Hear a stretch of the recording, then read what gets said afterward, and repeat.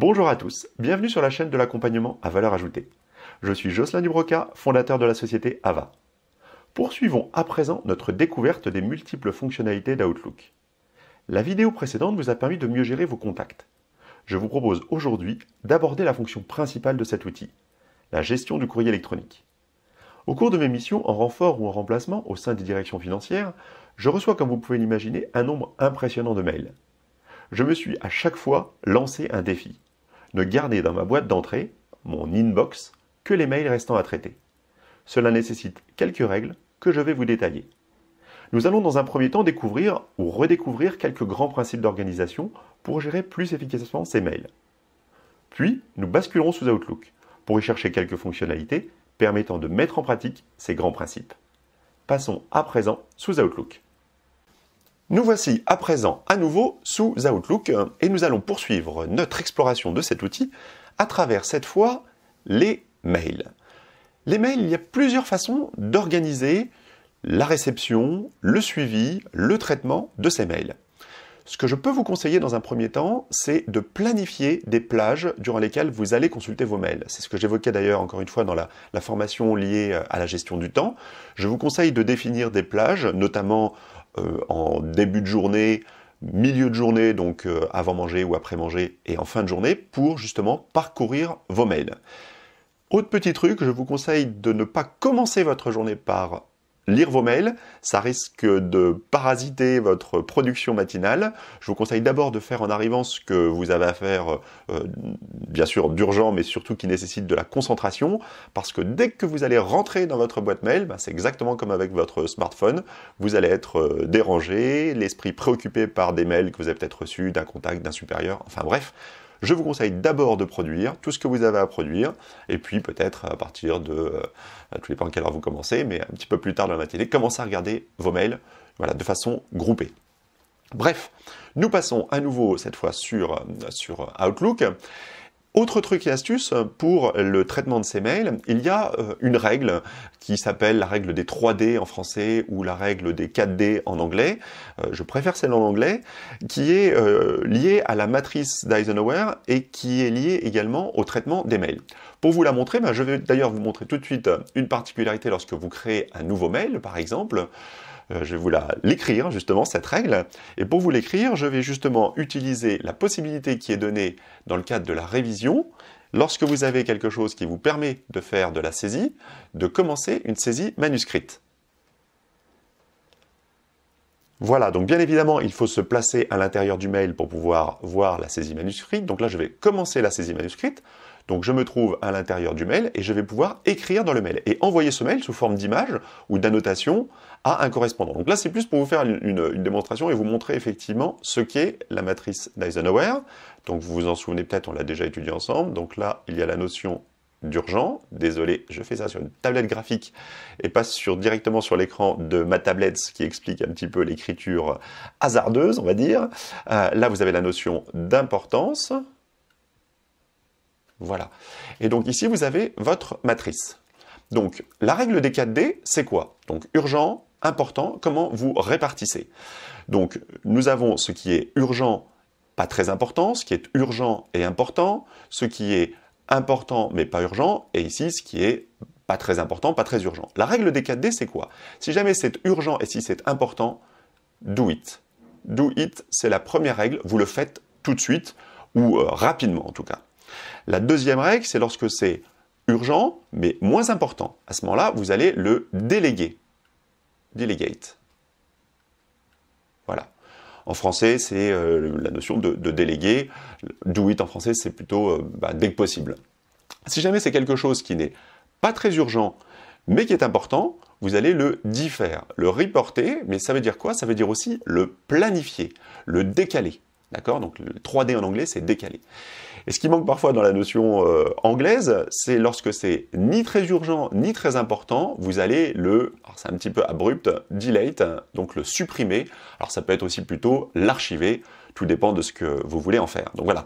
Donc la matrice d'Eisenhower appliquée à vos mails, appliquée à n'importe quelle tâche, ça veut dire quoi? Que lorsque vous allez recevoir un mail que vous devez traiter immédiatement, vous le faites, il est important, il est urgent, sinon les outils d'Outlook vont vous permettre Alors, le supprimer très facilement, mais également de le planifier à l'intérieur de votre calendrier, donc c'est le diffère, ou alors le déléguer, vous avez également la possibilité de déléguer des tâches à d'autres personnes. Voilà, donc là c'était simplement une petite démonstration pour vous indiquer ce qu'il était possible de faire en même temps avec les outils d'annotation sur Outlook. Reprenons notre modélisation, reprenons notre démarche plutôt, à l'intérieur donc des messages. Donc je vais fermer ce message qui n'est pas très important, voilà, hop. Donc je repars sur le message, je ferme le message, je ne l'enregistre pas, et je me retrouve à l'intérieur de ma boîte de réception. Donc si on applique un petit peu cette méthode et qu'on la combine, donc cette méthode des 4D, et qu'on la combine avec une autre méthode de gestion du temps qui s'appelle la GTD, Get Things Done, qui est une méthode qui a été de mémoire faite par David Allen, qui est une méthode justement pour gérer ses tâches de façon plus efficace, plus efficiente. L'objectif, ça va être de trier un petit peu dans sa boîte de réception ce qui est à faire tout de suite, ce qui est à faire plus tard, ce qui est à faire un jour peut-être lorsque vous aurez le temps, et puis ce qui peut simplement être supprimé ou archivé. De mon côté, j'utilise la boîte de réception comme justement une sorte de to-do list. Et ça m'oblige justement à avoir une boîte de réception quasi vide à la fin de chacune de mes journées. Donc quasi vide, ça veut dire que tout doit être ou en instance de traitement, ça reste dans ma boîte de réception, ou classé. Donc il faut, alors quand je dis classé, ça peut être classé dans un répertoire particulier, ça peut être supprimé, ça peut être archivé. Lorsque je rentre dans cette méthodologie, ça m'oblige à avoir une boîte mail qui soit le plus à jour possible et donc qui contienne le moins de mails possible. Voilà, c'est ma façon de gérer les tâches. J'y arrive pas trop mal, parfois il peut y avoir des effets d'accumulation, bien évidemment, mais j'essaye d'avoir une boîte mail qui ne contient que mes mails en suspens. Comment c'est possible et comment Outlook peut nous aider à ça? Alors, on va prendre un exemple très précis. Là, nous avons donc notre mail qui avait été envoyé par un client, vous vous en souvenez, donc qui avait envoyé ce mail au collaborateur et qui vous avait mis en copie, m'avait mis en copie en l'occurrence. Donc, il se trouve que le client va répondre. Il va répondre et il va envoyer donc, plutôt c'est le collaborateur qui va répondre pour être précis. Forcément, le client lui envoie une information, le collaborateur répond. Il envoie sa réponse et la réponse devrait pas tarder à arriver. Voilà, on va faire un petit refresh.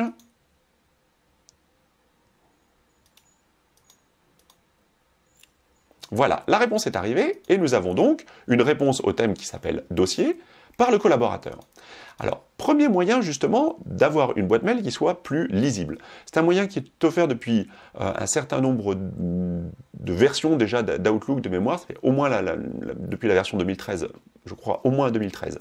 Vous avez la possibilité, au moment de l'affichage, d'afficher en tant que conversation ou le répertoire actif, c'est-à-dire ce dossier, la boîte de réception, ou l'ensemble des éléments de la boîte aux lettres. Là, je vais choisir uniquement cette boîte. Voilà. Et comme vous pouvez le constater, les deux mails ont été regroupés en un seul. Et ça permet déjà d'avoir une boîte mail qui va être plus lisible, car tous les mails relatifs à un même sujet, donc il faut bien évidemment que le sujet soit commun, donc là le sujet c'est le mot dossier, eh bien tous les mails vont être regroupés. Ça facilite grandement la communication. Imaginez par exemple que vous êtes en déplacement, il va y avoir des échanges de mails entre des personnes sur un sujet, vous arrivez, vous risquez d'avoir tous les échanges de mails qui s'affichent dans votre boîte de réception, là ils vont être regroupés dans un thème. Voilà, donc ça c'est une première méthode, et donc cette méthode vous pouvez l'appliquer dossier par dossier. Premier état qui va faciliter. Le deuxième état, ça va être effectivement de classer facilement, en tout cas plus rapidement, les mails lorsqu'ils arrivent, de manière à vider votre boîte de réception, et notamment si c'est pour les replanifier, si c'est pour les classer parce que ça a trait à un client particulier, etc. Par exemple, là, je vais créer un nouveau dossier, qui va être le dossier, en l'occurrence, client. Voilà, c'est le dossier client que j'ai créé, donc vous avez vu, il n'y a rien de particulier. Je me suis placé à l'intérieur de la boîte et j'ai créé un nouveau dossier que j'ai nommé client. Dans ce dossier client, je peux avoir la possibilité de déplacer manuellement à l'intérieur, mais imaginons encore une fois que j'ai énormément de mails qui arrivent sur ce sujet et d'autres sujets, donc vous avez client 1, client 2, etc. Vous avez la possibilité de plus facilement classer grâce aux actions rapides. Les actions rapides, ce sont les quick steps en anglais, si vous avez une version anglaise d'Outlook, et vous allez donc pouvoir déplacer de façon quasi automatique, en tout cas par un simple clic, les éléments relatifs à un client ou à un dossier dans le dossier en question. C'est très simple à créer, vous pouvez donc en créer une ici. Voilà, vous créez une action rapide, que vous les allez appeler par exemple client, parce que c'est le fait de classer dans le répertoire client, et l'action, ça va être de déplacer vers un dossier, et le dossier en question, c'est le dossier client, et vous terminez. Et une fois que vous avez fait ça, donc vous, comme vous pouvez le constater, ça apparaît ici, vous avez la possibilité de personnaliser ce qui va apparaître ici, mais vous avez également la possibilité justement au niveau des déplacements, ici, avec un clic droit, de voir justement par défaut ceux qui sont les plus utilisés. Donc là, vous avez très rapidement la possibilité de, hop, déplacer. Donc là, vous avez 2 mails, hein, n'oubliez pas que vous avez 2 mails, donc c'est pour ça que je vais sur chacun d'eux. Donc déplacer le mail vers client. Voilà, et donc vos mails sont à présent dans client. Vous avez la possibilité bien sûr toujours de cliquer et d'aller les placer à un autre endroit. Là, je viens de les remettre dans la boîte de réception par exemple. Voilà. Et comme vous pouvez le constater, dans la boîte de réception, l'intégralité de l'historique reste via les conversations. C'est-à-dire que même si un mail n'est pas dans votre boîte de réception, c'est-à-dire que vous l'avez classé, et un nouveau mail relatif à ce sujet fait son apparition dans votre boîte de réception, la conversation va vous permettre de voir l'historique de ces mails, même s'ils ont été classés. Voilà, donc ça, c'est la partie Quick Step.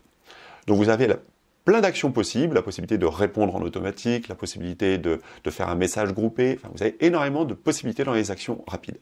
Mais il y a une façon de faire encore plus rapide. La façon de faire encore plus rapide va être de créer des règles pour faire en sorte que les mails aillent automatiquement dans un dossier. Alors on va le faire ensemble, je vais commencer par aller dans par créer un mail de réponse du collaborateur, ou du client plutôt. Le client fait la réponse suite à la réponse du collaborateur. Donc, je vais reclasser ce mail dans client. Voilà, j'ai ma boîte de réception qui est vide. Et l'objectif va être donc de créer une règle. Et la règle, c'est ici que vous les créez, à l'intérieur du menu Accueil. Vous allez créer, gérer les règles. Et vous allez donc créer par exemple une nouvelle règle qui va être, en fonction justement d'un message qui va provenir d'une personne, de le transférer vers un dossier spécifique. Alors par exemple, on pourrait imaginer de déplacer les messages qui contiennent des mots spécifiques dans l'objet vers un dossier. Donc c'est ce que l'on va faire. On va donc créer justement les messages qui contiennent des mots spécifiques. Donc les mots spécifiques, nous allons les définir. Donc quels sont-ils? Ils vont être par exemple dossier, puisque c'est ce qui nous intéresse. On veut avoir le mot spécifique dossier qui arrive à l'intérieur de l'objet. On l'ajoute, on valide, et qui contient des mots spécifiques dans l'objet, on va le déplacer dans un dossier spécifié qui va être le dossier client. On valide, on confirme. Donc, là, je vois que j'ai fait une faute, ça me permet justement de le corriger. Dossier, c'est avec 2 S, voilà. Tac. Donc, j'ajoute, je supprime le premier, voilà. Donc c'est bien ce que j'attends, les messages qui contiennent dossier vont aller directement dans client. Suivant. On peut éventuellement mettre des exceptions, là je ne souhaite pas. Suivant, je lui donne une règle, je vais l'appeler dossier, et je termine. J'applique, et je valide. Voilà. Maintenant, je vais donc envoyer une réponse de la part du client au collaborateur, et ce client me mettant toujours en copie avec un objet qui reste toujours le même qui s'appelle dossier.